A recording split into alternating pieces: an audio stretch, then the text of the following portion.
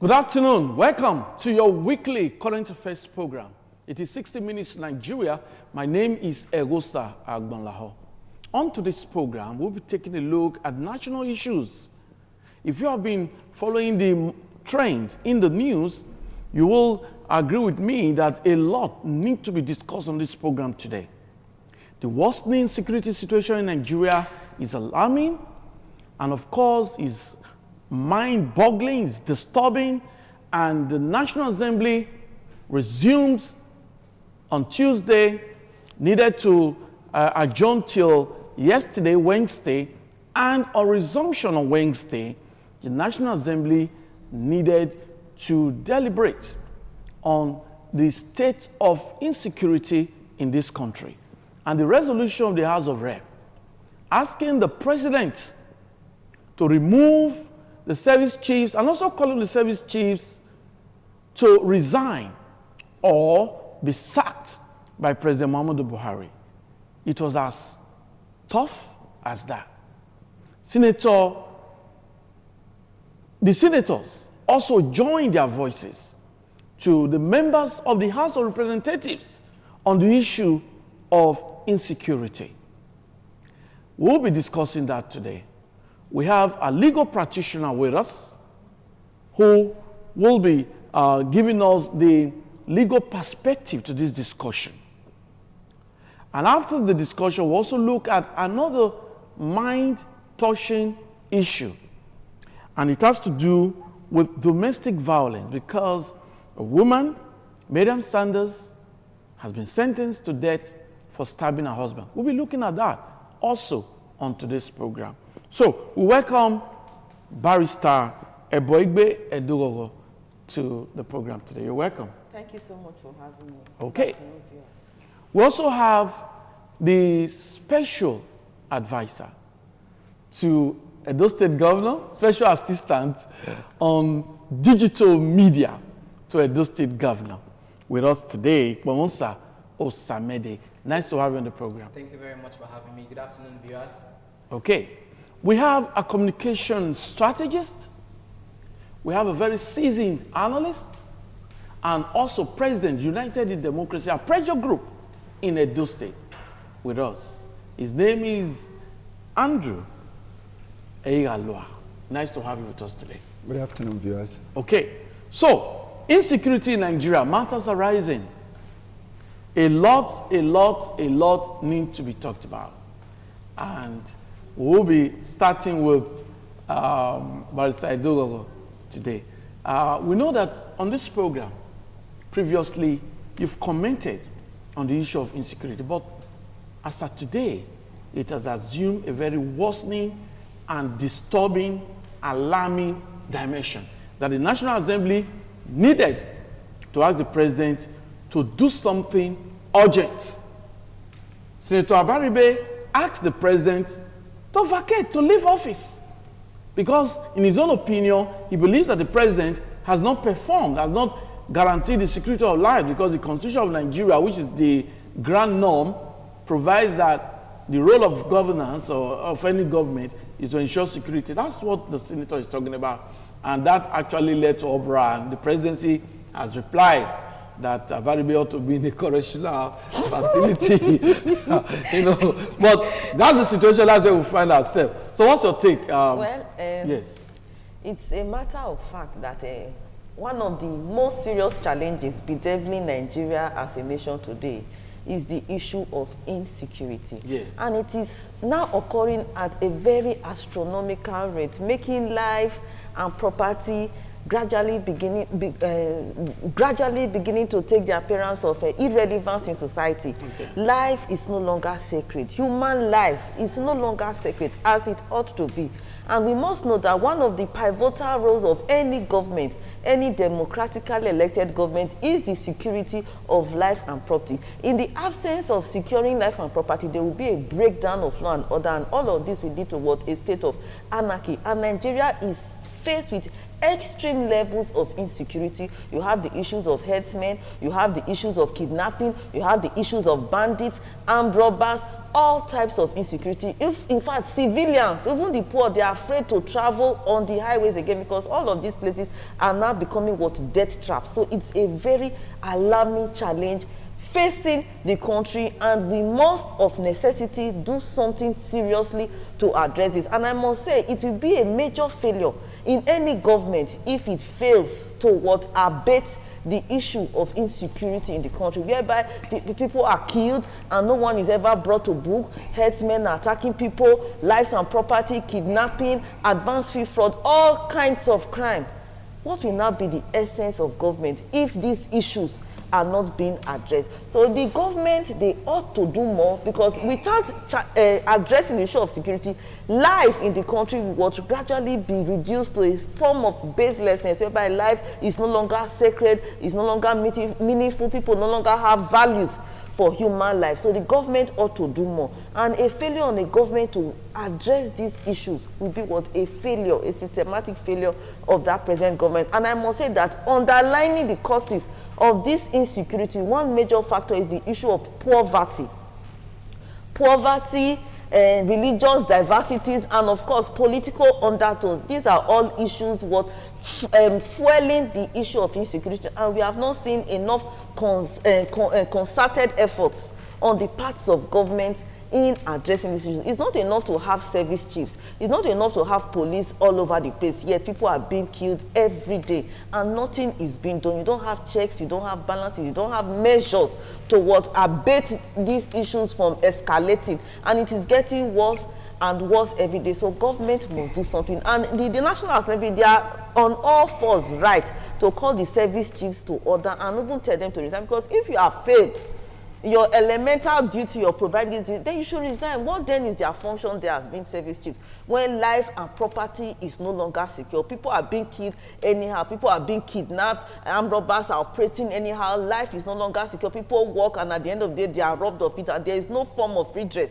So they should resign, so that people that have a focus, people that are able to properly address these issues will come on board and try to tackle these bedeviling challenges facing the country. Okay, thank you, Barrister Idogogo. Let's get the thoughts of Special Assistant to Edo State Governor on digital media. He has been monitoring the situation in the country and is very abreast. So what's your take on this issue of insecurity? Well, for me, I think the case of insecurity in Nigeria has always been with us. Okay. Ever since even the 2015 elections that brought in the current president in the first term. Okay. That was why the president even came on board saying his administration would be three-pronged. It's going to focus on security first, okay, and then the economy, okay, and then corruption. But up to the end of his first term, we didn't see much being done in terms of security, okay, because the Boko Haram that he said was going to be dealt with in its entirety, and they started using several words: crush, they've crushed it, they've damaged them, they've decimated them. Yeah. But we all know the Boko Haram, they are still very much there and operating in the northeast. So I think it has actually reached a very alarming stage at this point. Okay. And the National Assembly asking the service chiefs to resign is even long overdue, okay, because according to reports, those service chiefs themselves, a lot of them have actually reached the point of retirement. Okay. In other words, they are not even supposed to be there, okay, in the first place. They are supposed to be new minds, new intelligence as regards security. Okay. But then we've seen that the upper echelons, they've decided that, oh, you don't change service chiefs when we are at war. So in other words, they actually agree that we are at war. So if we can't continue doing the same thing and expect a different result, if these men have been there for almost the entirety of his first term, yeah, and they could not quell the insurgency and the insecurity bedeviling the entire country, I don't think there's any reason keeping them there, because there's no results that we are seeing to say that, okay, they can actually continue doing, okay, their job. Yeah. So I do not even think there's actually any part of the country currently that is safe from insecurity, that doesn't have one security challenge or the other. The Northeast, like we just said, has the issue of insurgency, terrorism. The Northeast, the North Central, they have issues of kidnapping and banditry. Yeah. Even in the Southwest, There's also high rate of armed robbery and insecurity, and that's where you have a lot of kidnappings taking place in the southeast. The same thing, and south you have, because of the inequality of the imbalance in terms of resources sharing and all of that. There's the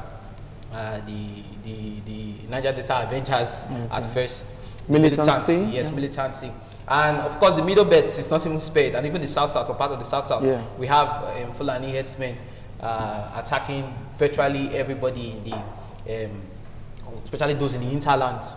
So we've actually reached a stage where we ought to call for resignation of this service. So you agree with the National Assembly? I agree in totality. I don't see any reason why they should remain there. The service chiefs, even those in charge of the police, by extension, they too needs to be removed, because they are actually not doing anything in terms of security. We've not been able to achieve. But don't you think maybe the police are overwhelmed? Maybe the strength of the police force is not commensurate with the magnitude of the problem. Yes, if they are overwhelmed, they have the opportunity to cry out to Nigerians, and Nigerians will know that, okay, this is what they are facing. They have never come out to say that, oh, is it that we are underfunded or we are under-resourced, as it were. We've even had situations where the Boko Haram people, when they meet with our Nigerian soldiers would flee. They would run from. There was even the case of the battle grounds that is close to the Cameroonian border. So the reports have it that when our men got there, because of their the lack of equipment, but the army authorities have always refuted that. That is the problem. They always refute it. So they've been able to decimate. Yes, they keep changing words. Is it that they are saying they've decimated it this year, then maybe next year they will change it, so maybe they've deteriorated their capacity. Okay. So I think like the other like you said, and yes, I also said, social contracts. That is what our society is based on, especially democracy. Is all about the citizens relinquishing their privileges and rights, as it were, to the government to say that, okay, we'll relinquish this, we'll pay our tax, but you have to protect lives and property. And as we've had it in the federal level, there has been inability of the security chiefs to guarantee that. So they have to resign. Okay, thank you. Professor Samede, we'll come back to you. But let's get the thought of Andrew Aloa. I know that also you have commented a lot on this issue of insecurity, but the state now is very disturbing to the extent that the National Assembly needed to make very strong comments on the issue of insecurity as at yesterday. Well, my take on this issue is that the issue of insecurity in Nigeria, I think this is the worst period we've ever experienced in Nigeria in the area of insecurity. Yeah. Let me make one point clear.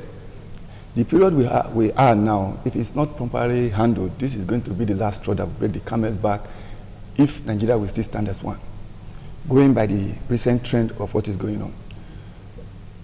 To me, the moment you decide to be a president or a governor of a country, what should be uppermost in your mind is drop all sentiments, because you are going to govern the generality of the people.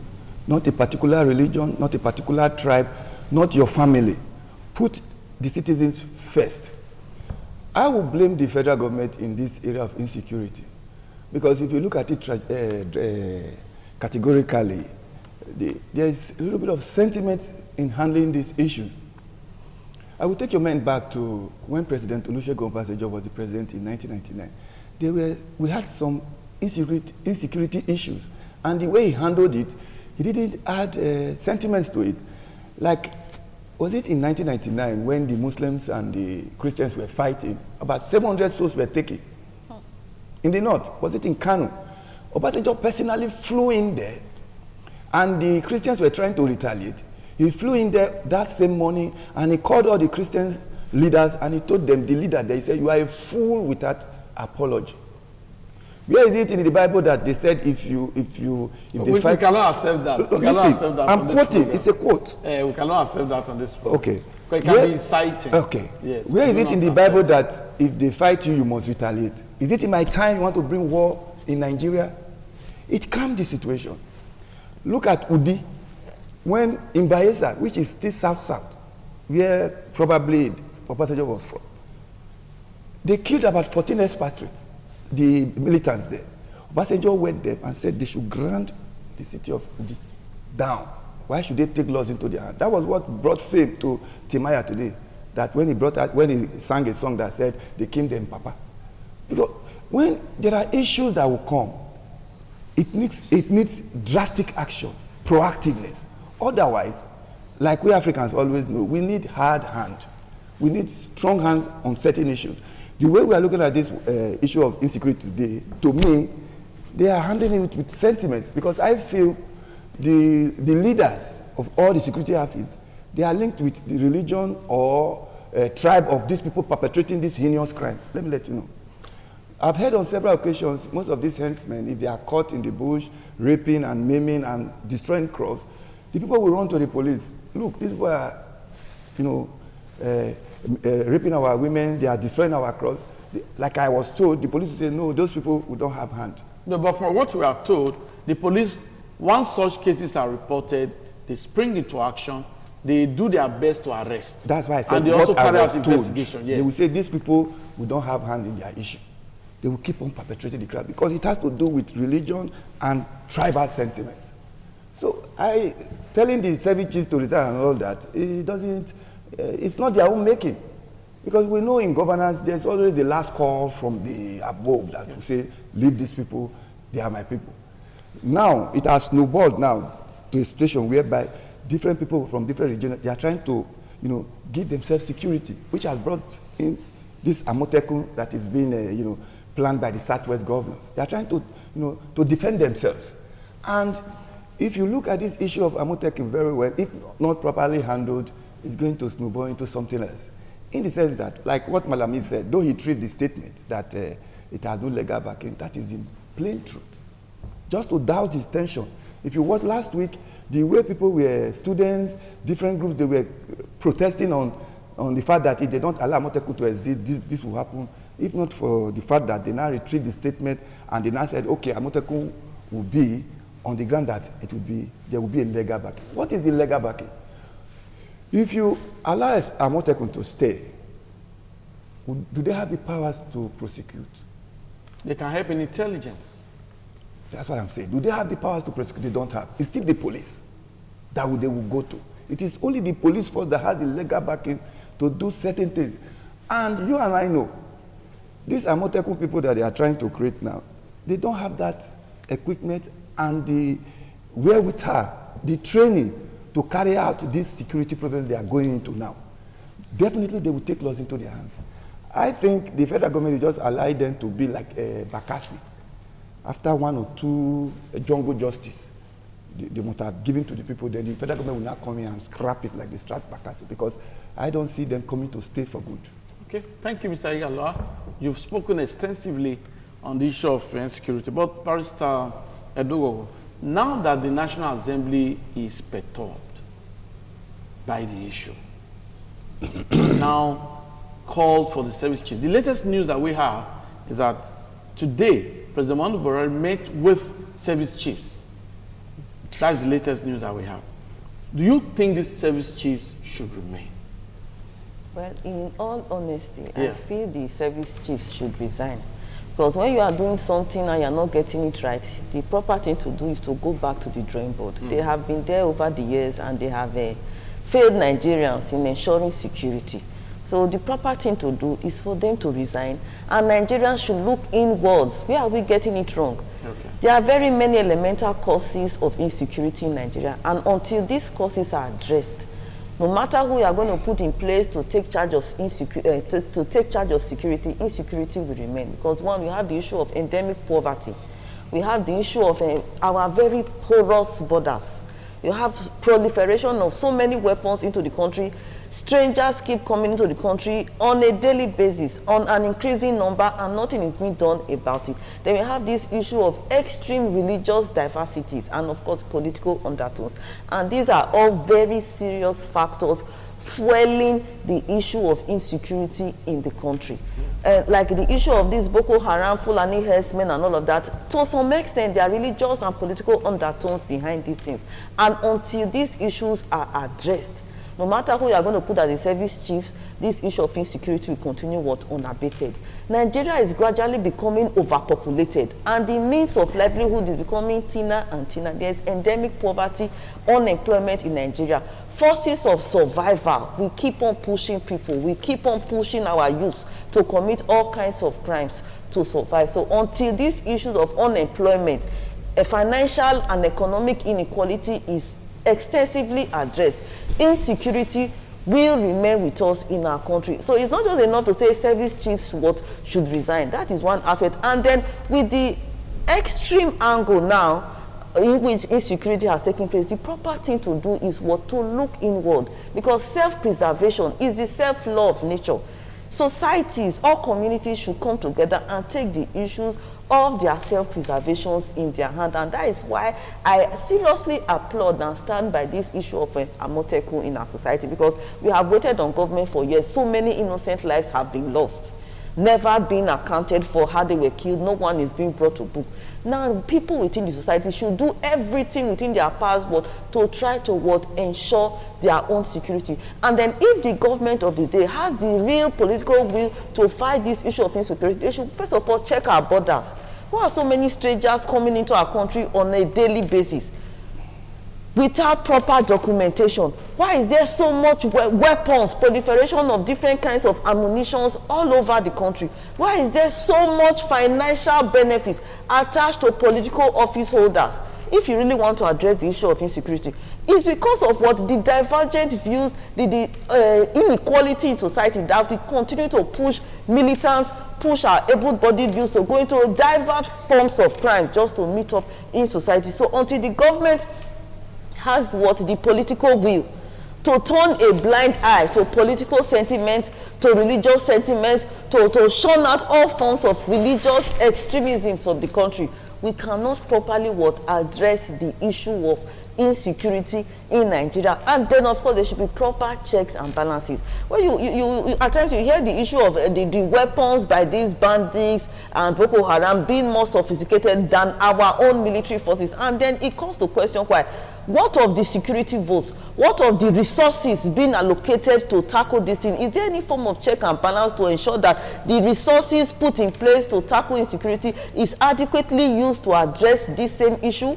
Is anyone brought to question when these resources are not sufficiently or adequately utilized? So it's not just enough to say, okay, we are tackling insecurity, we have services, and then we are not seeing the concerted efforts. And then if there is transparency, then of course they should find a way whereby internal securities within the society can work with the police to ensure that there is community policing. In every society, you know when a stranger comes into your society. So everybody is a police on its own. So that when you see a strange face, you work with the police. And then the government should do more in ensuring that there is employment. Because an idle mind is the devil's workshop. When you look at a young man that has spent more than 15 years of his life studying, and he graduates without any means of employment, no means of survival, a country whereby the poverty rate is so high, you are gradually forcing him to take laws into his hands, and then they become hardened criminals. That's why you have insecurity in all spheres of life. You have the extreme ones of banditry, Boko Haram, you have the local ones of armed robbers,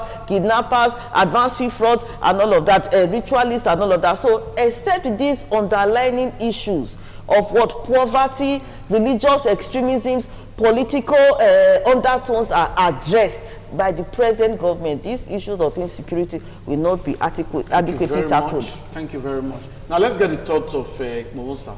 Now, if you were to advise the federal government on tackling insecurity, what would your advice be? Okay, my first piece of advice to them would be to think out of the box, to think outside the box. Okay. We've been carrying out the federal system of governments for donkey years now, and we have little to show for it since our independence. It only means it's high time we started something new. In the aspect of security, which is our main focus today, I would advise that restructuring that is state police and community policing. So you is agree giving, with state policing? Of course. Okay. Why I think Amotekun has come to stay is because the only way security can be engendered, the only way security can improve is lies in intelligence. If the intelligence gathering is not significant enough, there's little or nothing the police will be able to do. At best, all they'll be able to do will be to react and not being proactive.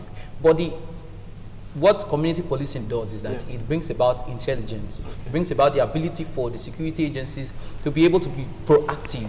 In other words, whenever there's something going wrong in the community, it is the people staying in those communities that will be able to say, oh, I think something is not right, something is all right, or something like that. And then they proceed to pass the information to the security agencies for onward action. But then we are living in we're living in a country where for whatever gains that the current system is actually benefiting, benefiting some individuals, they do not see change as something that should be pursued. But then the issue of Amotekun, as some panelists have raised here in this platform, I think of course, there should be a legal backing to all of it. But if we look at it critically, you would see that all of us have security measures and initiatives in our various homes. Security, as they say, is not in the exclusive list. It's not it's not, as some people have said, some experts have said, it's not in the exclusive list. Because you, as the moderator of this program, you have the responsibility of providing security for yourself. You can decide to get someone in your house and pay him some amount of money, and you can even get a weapon for him. You will license it as far as it's licensed, and the person begins to protect you. So security is not in the exclusive list. It's like the lawyer just said. It is self-security. That's securing your life is something that is instinct. It is basic within every human. You have to protect yourself.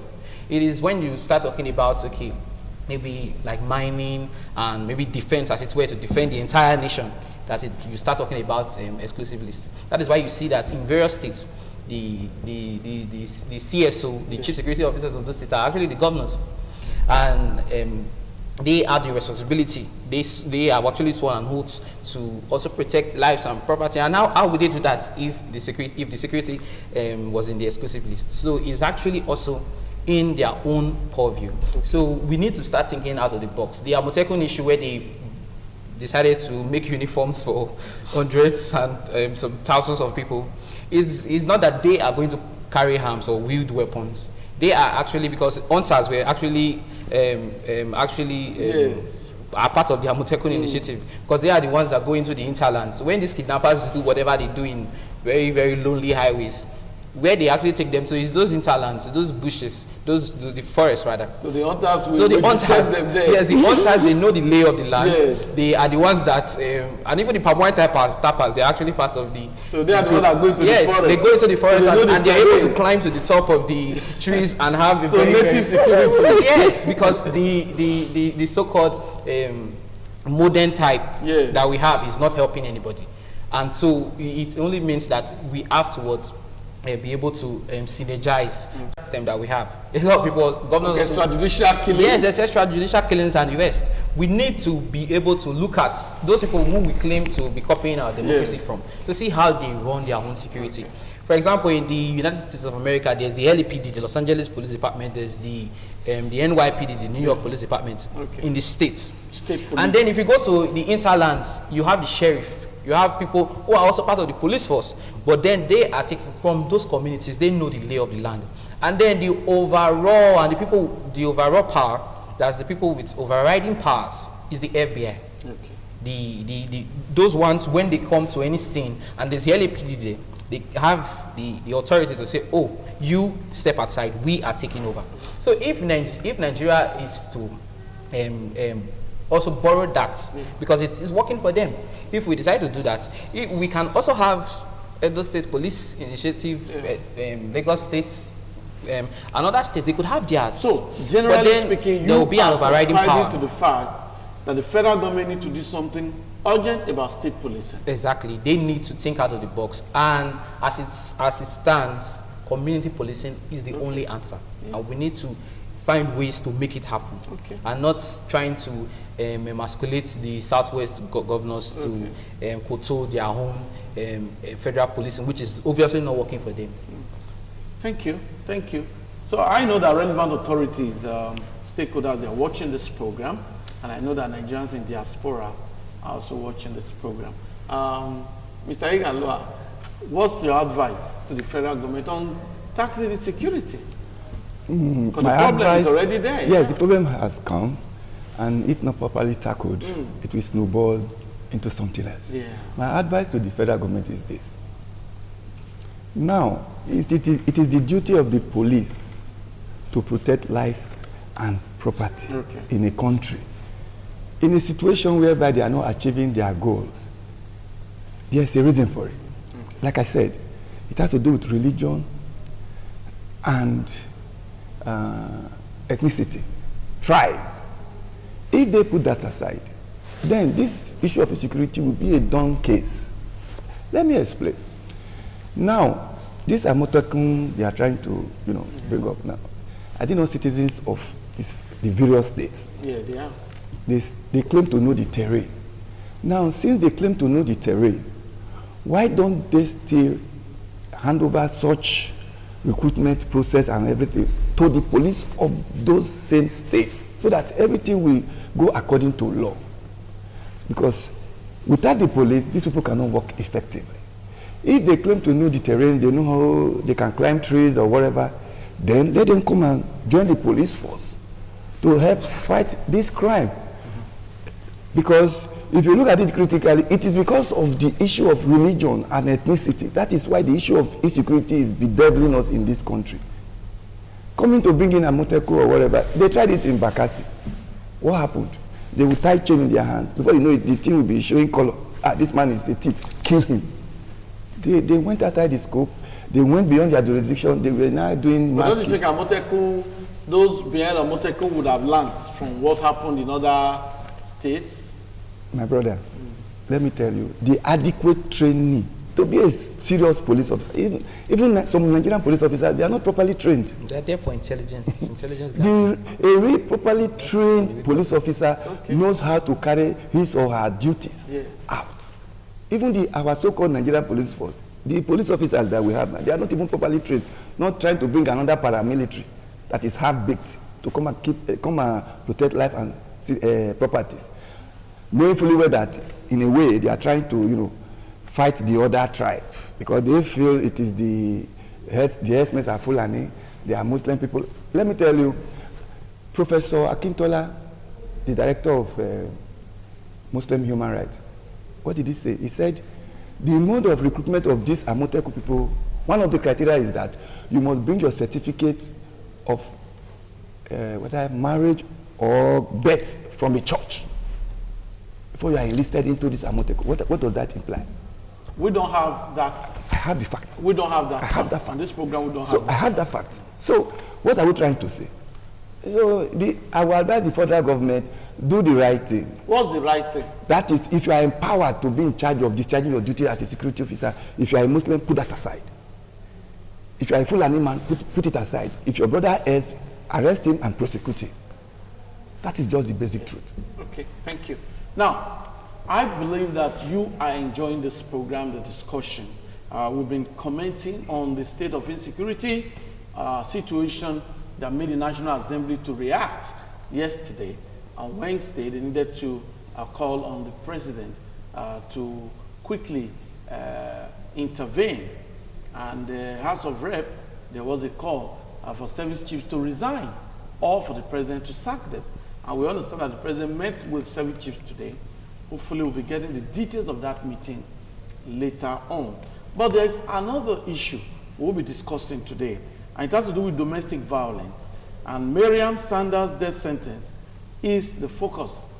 Now, before today, when you talk about domestic violence, you talk about men probably assaulting women, husbands, probably assaulting their wives.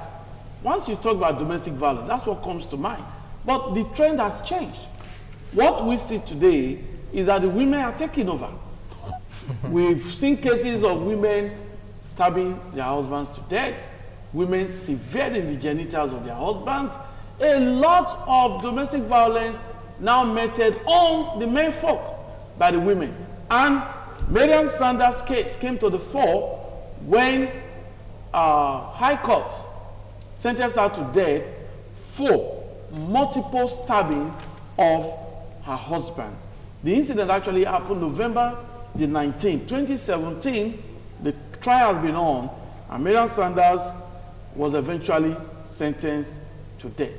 She wailed, she cried, but that did not change that. We understand that she's been put in a correctional facility until she's able to explore all her rights in terms of appeal. But we have a law lecturer, a legal practitioner with us, and she's a woman, so she'll be telling us what happened. Why are the women taking over? Well, I want to say that the issue of domestic violence have always been in existence in our society. Okay. And the truth is that it's not as if women are taking over. It's just that somehow there is now an increasing form of awareness about incidents like this. Because these are things that happen in a clandestine form, and there's little reportage of incidents of what? Domestic violence. But I want to say that even as of today, majority of domestic violence cases are still cases whereby the men are violent against their wives. But for a few exceptions like this one and a few others. But in our present society, there is an increasing rate of incidents of domestic violence due to many factors, social factors, difficulties in our society, extreme levels of hardship. And don't forget, the pedestal for marriage in the days of our forefathers have largely changed. And there's a lot of reorientation of individuals that the women these days, many of them may not be as submissive as they were in the days of our forefathers. All of this all leads to what? Conflict and what? Aggressions in our homes. And because of issues of social media, the good work of the media platforms, you now get to hear incidents of domestic violence. Otherwise, incidents like this are not strange to us at all in our society. Before you continue, I will quickly interject. Okay. Now, using Mariam Sanders' case, we understand that she noticed nude pictures in her husband's phone, and that triggered the anger that made her to stab her husband. Now, is the space of her husband ought not to be respected? Or don't you think husband's space need to be respected by their wives? Well, does a woman look at her husband's phone? Well, generally, you know, with the concept of marriage, when two couples come together, they become one in the eye of the law. So where there is love, incidents like looking at the phone and all that should not really be an issue. And there should be some level of maturity. People should learn, the level of self-control has really declined. There are many people that cannot control that lack anger management within their system, and that's what played out. When you see things like that, first of all, as a woman, ordinarily you should not be nosing around your husband's phone. If you trust him, you trust him. But if peradventure you see something like that, I want to say, you should not let it get to the extent whereby you are tempted to kill the man you said you love. At that point, you should walk out. And it's better. But that's where, because of society pressure, what will people say if my marriage fails? What people will say if I walk out? They will remain in a very unhappy home until one partner kills the other. And I want to say that no partner comes out with the mind, ever enters a marriage with the mind, I'm going to kill my partner. It's when the love breaks down beyond any form of what reconciliation, and it is practically impossible for them to live together peacefully, that you have incidents like that. And even before they kill, it's normally a mistake. I just wanted to scare him. But when it gets to that point whereby both of you cannot reasonably be said to live together within a home, I think one partner should leave the home, so that incidents as ugly as this will be abated. Because at the end, the children are at the receiving end. The man has died, he has gone, and the woman definitely will face the full wrath of the law, because it's more or less a form of what? Premeditated murder. The law is clear. When you carry a dangerous weapon like a knife and you stab it at somebody, the direct intention is to kill the person, and the provocation is not commensurate to the anger she will say she has expressed. So therefore, she must face the full wrath of the law. And at the end, the children will be left childless. So because of society pressure, there is so much stress in society. There are so many forms. These days, many people have issues. So the man was watching blue film on the phone, and it causes a lot of trouble. If you know as a woman you cannot tolerate it, why don't you give him a break? Instead of letting the anger push you to commit a heinous crime, a felony against the laws of the land. So that's where I want to call couples and say that when you are living together, you should work together as a team. But when you find out that you have irreconcilable differences, you may give yourself a break. Go and ponder, what are you doing together, rather than continue to live together until one day you are forced to cause grievous bodily harm. Because the truth is that very many incidents of domestic violence are not being reported. It only comes to the limelight when one party dies. So it doesn't start one day. It doesn't just start the day one party dies. They may have been fighting probably within the family level. They will settle it, they fight again, they settle, and until one day one party dies. Because there's what we call the eggshell score rule. You see human beings working there, many of them, you don't know the state of their health. There are some of them you just put there and person dies. And then it comes to limelight. So because of factors like this, when you see it is now impossible for both of you to manage together, give yourself a break rather than remaining and killing each other. Thank you very much, Barrister. As a woman, I needed her to really comment on this, and she has done a very good job on the issue. But I can see that Andre Aloa is hitching to talk. He's a well-traveled man, and he's seen other crimes. Now, what's your take on this domestic violence? Yeah, my take on it is this. The reverse is not the case, like you said. Okay. It is not really? the women. Like, it is not the women yes. taking on men on domestic violence. Okay. And what I've estrayed, what I've discovered is that most women these days, they don't have alternative. They don't have alternative in the sense that, like the lives we were living before, our mothers and all that, yes. a woman can have children for 5 men, and she will live comfortably with it. If she leaves this man, she goes to the other man, the man will carry her and the other children, they will live like one family. Yes. She will leave the other man, carry the remaining 2 children, yes. will take it to the 3rd man, they will live like one. But there's no such alternative anymore. The guys these days, they are now, you know, how do I call it, the jet 8 guys. They are in charge. They are in charge. And you can hardly see a woman that has given birth to a child before, that has been married before, leaving the other husband, going to meet a fresh man, the man will take you and the stepchild yes. and live happily. It's no more happening. So that's why they don't have alternative.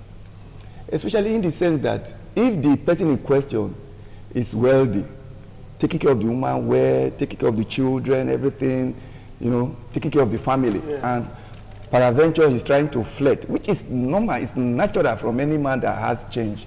Let us not hide from the truth.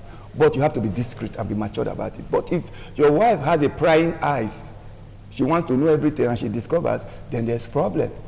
Now, she would think, oh, this my husband wants to leave me for another woman. Where am I going to? Who is going to now marry me? Unlike before, where they have alternative. For me to leave this, I will kill him, so that that woman will not have him. Because if she says, like what Madam is saying, leave, give a break. Which break?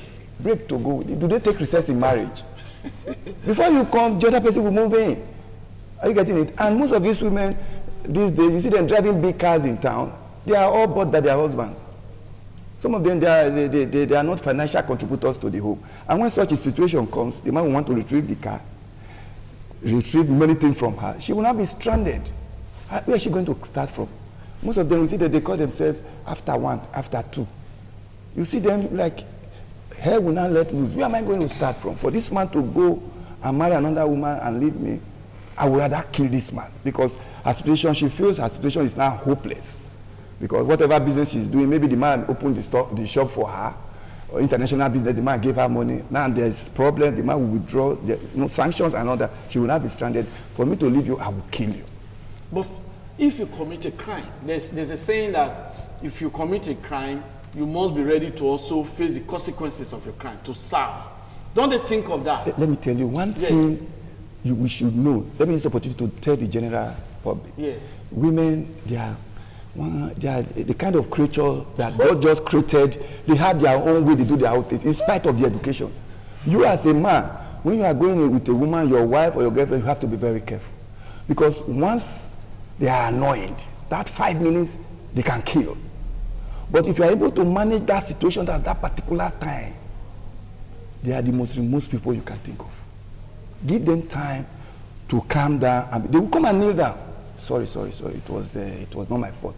But if you want to challenge them, that moment they can do anything at that moment, and they will regret it at that moment. But Sanders was crying. Well, let's get the thought of Iponosa. Iponosa, now, looking at the issue of domestic violence, what's your take on it? Well, for me, particularly about the Miriam Sanders case, it's very unfortunate because their marriage in 2017 was very, very glamorous because it is said that the deceased currently, that's the man, is the son of the former PDP national chairman. Yes, and the wife too is also the daughter of a well-to-do man, like I think they said ASOS Insurance or so, as at then. It was very big then. So it's more or less like society wedding at that time. Society wedding. So it's unfortunate that it has come to this, and there has been protracted proceedings, court proceedings ever since 2013. But for me, on domestic violence, I think there are always telltale signs for would-be or intending couples. If you are getting married, it's not today. Of course, there is decadence in society. There's this general moral decadence. Invariably, people who intend to wed, courtship is no longer there. If they just see a lady, it could be just 2-3 months, they jump in. Or the lady sees a man who is actually well-to-do and is very handsome. Yes, very handsome. So yes, so in 2 to 3 months, yes, exchanging vows, and they are already. Me, I think for someone to get to the extent of trying to murder another person, it doesn't just begin one day. You begin one day. There are always telltale signs, and then they could try to maybe become separated for the time being, as the panelists have also said. But don't you think problem of communication?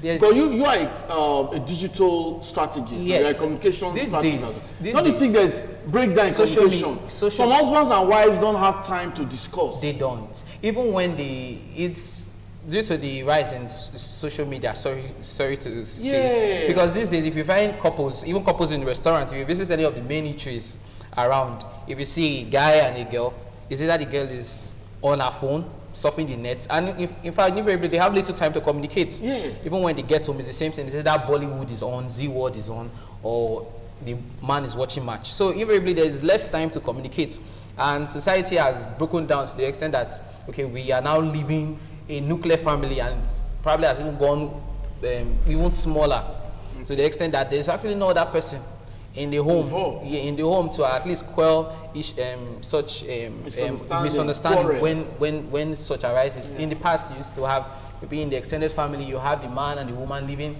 in a home where there are more than 20 relatives. So there can never be a time where someone is someone must always intervene. But society has gone so bad that we all want to live very secluded life, and our social media or our phones has taken over. And it's locked. It's even more secure than our bank our ATM these days. We secure our phones so much, and then it's for me. I really think it's the lack of the ability to see the obvious and to learn people, because you actually learn people that you are going to get married to, because marriage is an institution where you never graduate. So it's preferably to do your own work before you jump into it. Before, it used to be the males that the girls need to look out for, like their characters and all of that.